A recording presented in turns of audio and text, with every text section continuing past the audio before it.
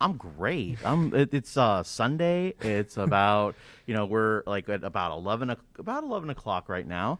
About to get the day started, and I think we're gonna flow pretty well towards the end of Yeah. this. So it's been a while since you and I had the last time to chat. It was at Con, the very last Con, Oh 2021. wow. How have you been since then? Been pretty good. Keeping myself busy with multiple shows, and especially planning for this one. We've been wanting to plan this for a while, and very happy to actually be back here in Columbus, both the Hyatt and the Greater Columbus Convention Center, to have Matsuricon happen once again.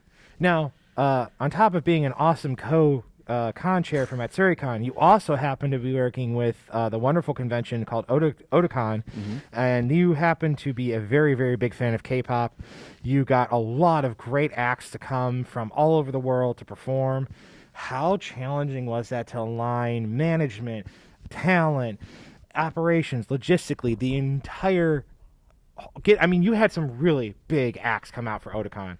How did you arrange that? I think a lot of it is having just a very good team around you, because nothing, especially even at Matsuricon, nothing happens without a team. You're not an individual one-man army. So for us at Otakon, I was kind of one of the point people to actually bring people in for this new K-pop event. We had a concert production coordinator. I had new interpreters, new people. This was a whole new team, and we leaned a lot on our Japanese team, and also some leadership, and got their support from them to actually make this happen, because without them, this would have never gotten off the ground. And I was very honored to start this new frontier for Otakon, and actually bringing in basically Korean talent, and it will actually continue with the years to come. Yeah, I mean, I saw the lineup and I was like, oh wow. Yeah, So no, especially with the Japanese guests. Like, haven't been many Japanese guests at cons at all, and it just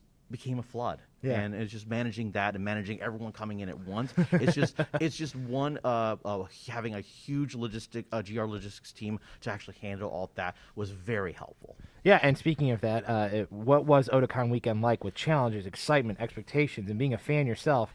How was everything? How did you keep yourself together? Because you and I had talked about your K-pop love and the fact you got to get some of your favorites to come in and perform. How did you keep yourself in line? It's very honestly, you don't have time to think about it, because Yeah. everything's just kind of firing in front of you. I think it's just kind of enjoyable to actually be in the moment. I got to see the concert for a while. It was actually it was very wonderful.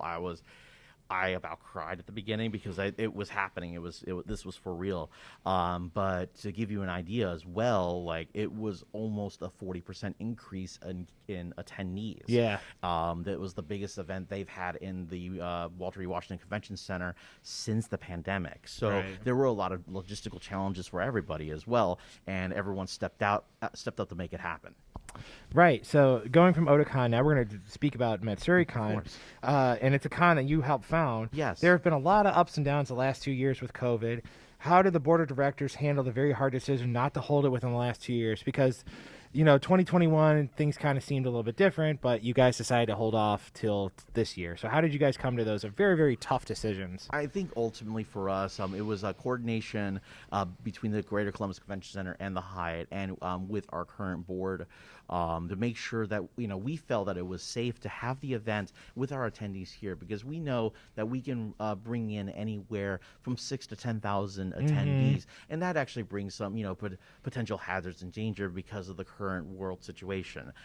So we felt for us, after talking to everyone, it probably would be safer for us to actually cancel for 21, roll over to 22, so that we have more time to prepare for anything that actually comes at us. All right. And then speaking of this, you had a great lineup of guests coming out this year. How did that all work out, and how have the fans been response to the guests this year? I personally, one of my favorites, I got to meet Caitlin Gaunt and talk to her about Tales of Arise, one of my favorite games from this year. So how did you work that all out with Nicole? Oh, actually, a lot of it, this came together, a lot of it last minute, just because everyone was doing something, because now cons were becoming, more, and more in focus. So it took a lot of scrambling from Nicole and I and our GR team to make sure we can line up people that would actually come out for our show and to have a good time. I think we have a very good lineup this year, and now that we'll have a year to plan, I think we can have an even better lineup.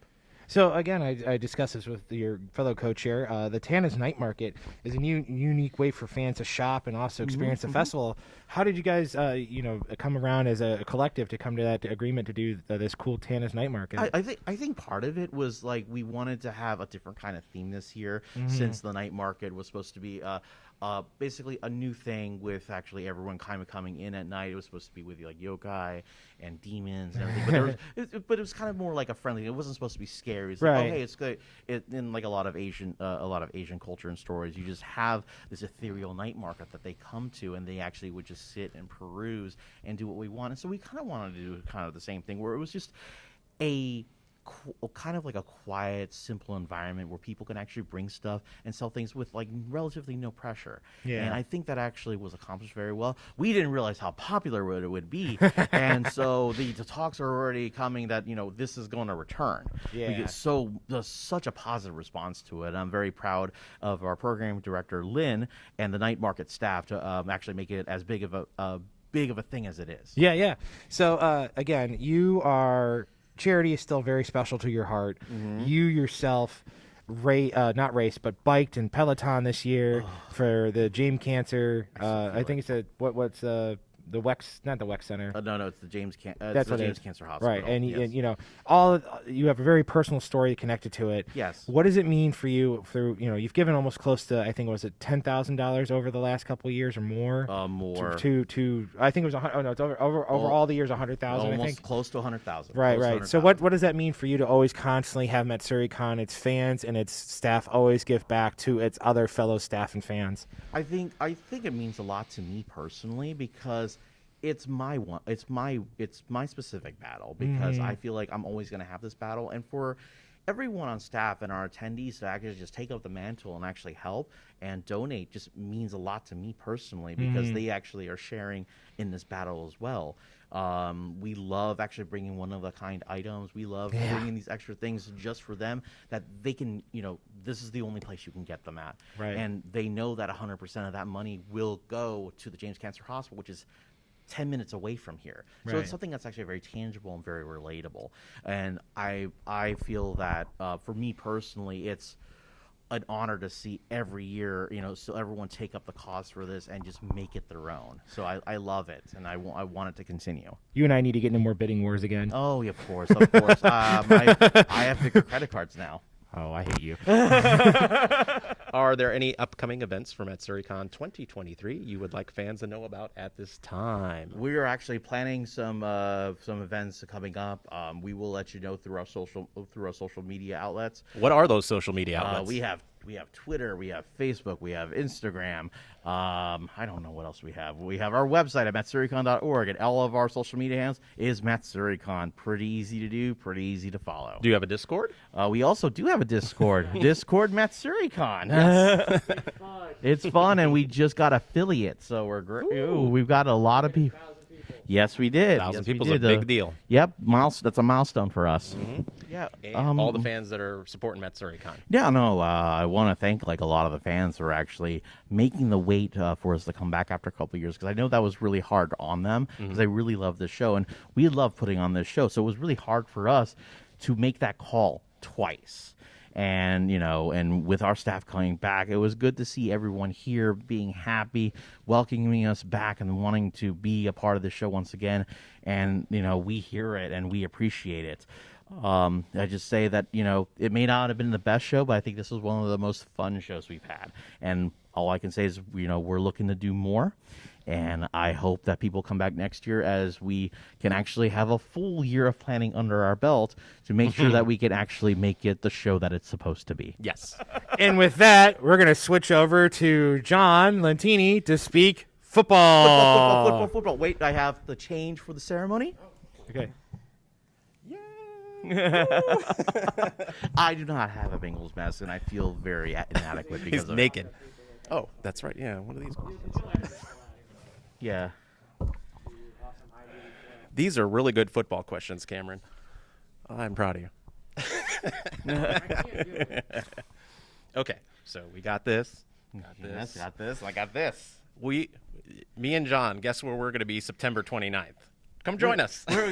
Where are we going to be at September 29th? What's the name of that stadium now? Oh, Paycor. Paycor Stadium. Paycor Stadium, yes. I can't believe they did that. That Yeah. was like, wow. It was like you guys were the last team to do that. No, there's 2 teams left. It's Okay. Green Bay and they'll never get it. and Chicago. I can see Chicago. Yeah, Soldier Field and the Packer Stadium. Oh, okay. Yeah, I'm sorry, it's not Packer Stadium. It's Lambeau Field. Lambeau Field. Yeah, because I'm a dumb. The cold tundra. Yeah, cold tundra Lambeau Field. Okay. Very important first question. Sure. Ready? Ready. The Bengals will be trying to get back to the Super Bowl this upcoming season. Yes. Do you feel they've done enough in the offseason to get back there in the new and improved, packed, stacked American Football Conference? That is a very good question. Personally, I think they have done more than enough because you have to remember last year they weren't expected to go anywhere because they were a bunch of rookies and a quarterback that was coming back from an ACL MCL tear. So the expectation with them maybe fight for a wild card. Maybe they'll get a taste of the playoffs and then come back even stronger. No, they went and just wrecked everything. They wrecked through the playoffs and they came within. Let's say another 20 seconds, they would have won that thing. I stand by it. If they had 20 more seconds, Pound the table. If they had 20 more seconds, they could have won that game. I really think they did. So the fact that their offensive line was their Achilles heel, and they still won 3 games in the playoffs, and they fixed it. Yes. And they still reloaded. Yep. They're dangerous. Yes. They're very dangerous. Very dangerous. Yes, I cannot dispute they're very dangerous. So we'll do this. Yes. Oh, by the way, I checked the last interview we did together. Yes. Well, it was with Cameron. Yes. And you got the Bengals record correct. Oh God. And you said they would win the division, and you got that correct. Yes. But you probably didn't predict they were going to go to the Super Bowl. I did not predict. I was very rational. I was a very rational fan. So, But all your hopes and expectations, you were like, this is a good yeah, it was first very run to good. the Super Bowl. Good Yes. first run. Good first run of Okay. many. Okay. Now we're going to talk about the AFC North. Yeah. What's going to happen is John's going to tell me who's first. He's going to probably pick the Bengals, and I kind of agree with that. Yeah. So we're going to go 1, 2, 3, 4, and then I'm going to tell John why he's wrong and take the teams and flip them. What? Right? What? Right. Okay, so we're going to. Whoa. Okay. Okay. Oh, I'm sorry. Let's get the official question since I wrote this out. Oh, Okay, I'm ready? sorry. All I'm right. getting ahead of myself. Yes. Just calm down. It's hard to stay Back calm. off. Back off. Okay.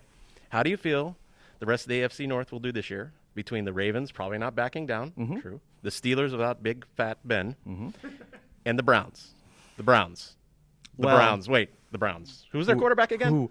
I don't know who's the quarterback. I don't know. It's like a constant rotation of misery there.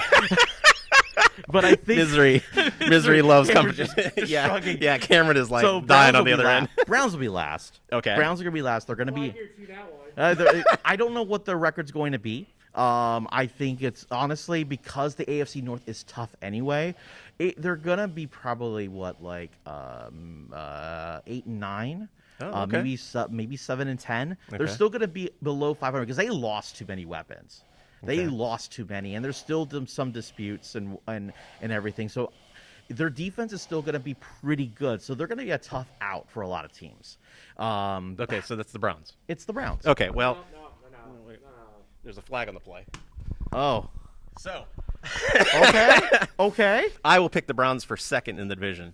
They will rally around the backup quarterback. Keep The going. defense is very good, correct? Correct. They have one of the best running games in the league with Nick Chubb. Nick Chubb's super. So I think they'll rally. They can't top off the Bengals. But I'll pick them second in the division. Wow. Yes. Wow. They're just going to rally around the things because they're tired of this Sean Watson situation. They want to put that aside with the suspension and get playing. Is this because you're from close to Cleveland area? Are you trying to put homerism into this? No. Okay. I don't like the Browns at all. Okay. All right. Fair enough. At all. Clearly a Carlson. I know. I Yeah. was You like- got your own set of expectations. Yes. But I just wanted to add controversy. No. Ooh. So Browns second. Okay. Who do you got at 3? At 3, I do have the Steelers. I think Tomlin has this ability to make every team he's had over 500, and they're gonna do it again. Yeah. They're gonna be 9 and 8. They may be able to fight for a wild card, which really scares me. But they're not the vaulted Steelers offense. That's the big difference because you now have a new quarterback in. Juju Smith-Schuster is gone. They signed, I think, the wrong wide receiver for too much money and too little results. Their defense is basically T.J. Watt at the moment. I think Minka Fitzpatrick has lost a couple of steps. Okay. So Watt is still a force to be reckoned with, but you don't have anyone to help him. So, you can only depend on him so much to actually get stuff done. So they're going to be third. Okay. I think it's going to this division's going to be bloody. So, I mean, I personally wanted to make Cleveland like 4 and like 13, but I can't because they're still going to fight. Steelers are going to fight. Steelers, I kind of agree with this. Yeah. I think you're going the right direction. Yeah. I think a lot of people are sleeping on the Steelers.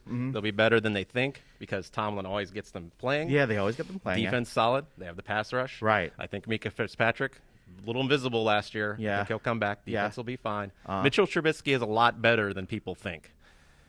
Dante Johnson won me a lot of money in fantasy football. He's fine. Okay. George Pickens is the rookie. Yes. I don't know rookies very well No, at this I don't point. know. He's been tearing it up in camp. Najee Harris has got a better offensive line. They should be fine. Okay. So I think we both have them in third. Yeah. You have them about nine wins. Nine wins. I can see them winning 10. Okay. All right. Great. Okay. So I got an 8. I see an 8 only out of Pittsburgh. Okay. okay. Feel a little low. All right. And then probably the biggest challenge in the division. Biggest challenge in the division is going to be the Ravens because the biggest thing that they're going to take into the new season is like, well, we had a lot of injuries. We didn't have our running backs. We didn't have our defense. And they got embarrassed. Not once, but twice. They got embarrassed on their home field. Worse than they got embarrassed when they were in Cincinnati. Cincy and Baltimore will split this year. They're going to split their games. I think it's going to be a weird kind of split, but I think it's not going to be those lopsided victories. You're going to be looking at like a 31-20, 31-27, 41-39. There's going to be these are close games. But I think Baltimore's going to figure it out, but I think Cincinnati will prevail. These are going to be very good games to watch. I have them at 11 wins. 11. Ravens? The Ravens at 11 wins. They will get a wild card spot. Okay. I could see it. There is potential that they will meet in the playoffs. Okay. So he has the Ravens with 11 wins, second place in the division. Yes. We'll have to throw a challenge flag on that one. Okay. It's like, what is this? What are these? Legit flag. Yes. I see that. So the challenge here is for the Ravens. I know they're very good. The defense will probably come back and be Yeah. very good. The running game, very good. Okay. They have lots of injury problems. There's going to be a lot of guys coming back in the secondary come off injuries. A lot of True. guys coming back on injuries. True. Running back. Has the league figured out Lamar Jackson? I think some teams have figured them out. I think there's a blueprint out there, and I picked the Ravens for last. Because there are two teams here. The Bengals and the Dolphins, they figured out Lamar Jackson and crushed him twice before he got hurt. So I have the Ravens. The Ravens will still have a good record. They'll still have a good They have record, like yeah. 8-9 wins, Yeah. but I'm going last. Oh man, that would be interesting. That would Because be... they might have more injuries again. Because Okay. last year that derailed them. You can't count on his passing game. His passing No, He thrived off his running backs. When Yes. he had that rotation of running backs and then it made defenses guess what he's going to do, and that's where he feasted, and I think that's what's going to happen. Yeah, and that's the thing. Is Dobbins healthy? Is Gus Edwards healthy? Yeah. I don't know. Yeah. So yeah, that's a good assessment. Actually, it's a Yes. pretty good assessment. All right. now let's hear about the Bengals. Let's hear We about- both have them for first, by the way. Okay, But I okay. want to hear what John's record is and Okay. So what his prediction is in the playoffs. So So looking at game to game and whatnot, when I actually look at their schedule, there's only like several places I feel they're going to lose. I think the Tampa Bay game will be a very interesting game. I think they're going to be able to beat New England. I think Dallas will be kind of an early challenge for them. Yeah. Division will always be a challenge for them. So when I look at their schedule, it's not really that much more difficult than last year. However, they're reloaded. They have a better offensive line, which killed them in some games. 13 wins. 13 wins. They will challenge for the number I one know. seed. Oh, awesome. Their schedule is a bit not as rough as it was last year, right? Yeah, technically for strength of schedule, it's only 0.06 higher. I love that analytics. That's awesome. The two statistics guys. Yeah, it was like a 5.2. It was like a 0.52. It was like a 0.526. No, it's like a 0.006. It's like really minuscule. So you have like a 5.2. It's like a 0.526, and now like a 0.538. It's like really. It's like, okay, they went to. It's like they're the fourth strongest strength of schedule this year. But when you from fifth, it went from fifth to fourth, and everyone's complaining about schedules. Like, dude, they just moved up one place. Whatever. But when you looked at the schedule this year, did you feel doesn't look as bad as No, last? it doesn't. It doesn't Yeah, look bad. yeah. I'm like, I'm not saying I'm confident with the schedule. I'm like, they're all beatable. Like, Yeah. I don't see someone that goes, oh man, that's gonna be rough. Not after the run. I mean, they have to play a Champions schedule. They played Kansas City and Tennessee, and they beat them. Yes. Two very At- well-talented teams. Yeah, they beat them at their place, and I was there for the Tennessee game. Yes, you were. Very nice. Devil's advocate on this one, is the schedule strong enough to challenge the Bengals for another long playoff run? That is a good question. I think they're backloaded, so they're Oh, good. They're gonna get their challenge pretty much the same way last year. I think if they can actually weather the storm midway through the season, they've got a very good chance. They've got to get out of the middle area, because they're gonna meet Kansas City. They'll meet earlier in the season. They're gonna meet Tampa. They're gonna meet Tampa Bay late in the season. They have New England. Dallas is early. They're gonna take care of Pittsburgh in like the first 10 weeks. So they get Pittsburgh week 1.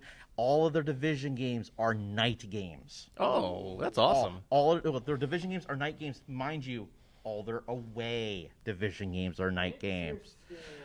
Yes. Yes, I think A lot of prime time on the road this a year. lot of prime time on the road this year. They've got the max. Two in the Super Bowl, why They not? Yeah, they have the exactly. max. They have the max. They have the one game that makes me kind of nervous. Like, is the Buffalo game. Yeah. That's the Buffalo. only game that makes you They're go, tough. huh? Yeah. What's gonna happen? Because They they're reloaded. Similar, they're similar to the Bengals in terms of in style and how dangerous they are. Exactly. So, yeah, everything. So that's gonna be a good game. That is a Monday night game. Oh, be there. All right. I have no idea how I'm going to switch this back, because I see these two questions. I bet there's going to be put back in the interview, Yeah, and yeah. then we'll get the football stuff. at Oh the end. yeah, exactly. But the last two, obviously. Are you done talking about football? Do you think you got it all out? I think I got it all out for the most part. Okay. Yeah. I think I pretty much. I mean, Yes. Burrow. Everyone's made the comparison to him to Brady 2.0, and that's scary. But I think he actually is. He's got a full season. He didn't have a full season, and he basically, I think, almost broke the record for touchdowns. He already has a swagger, and he's entering their year 3. And it's not like it's not an arrogant swagger. It's just like, I know what I'm doing. What John meant to say, it's not a Johnny Manziel swagger or a Baker Mayfield swagger. No, it's like he's Not put those two together. he's confident. Yes. He's confident, but he has an aura of relatability. Exactly. And honestly, they needed someone from Ohio. And yeah. that makes it work. Yes. So, hey, you guys be better watching the Bengals this year. They're gonna be Yeah, good. they're legit. John, thank you very much. Thank you. I will see you on the 29th of September. Yes, you will. Yes, you will. Take care. We hope to see you there. Yeah. Take care. Wear white.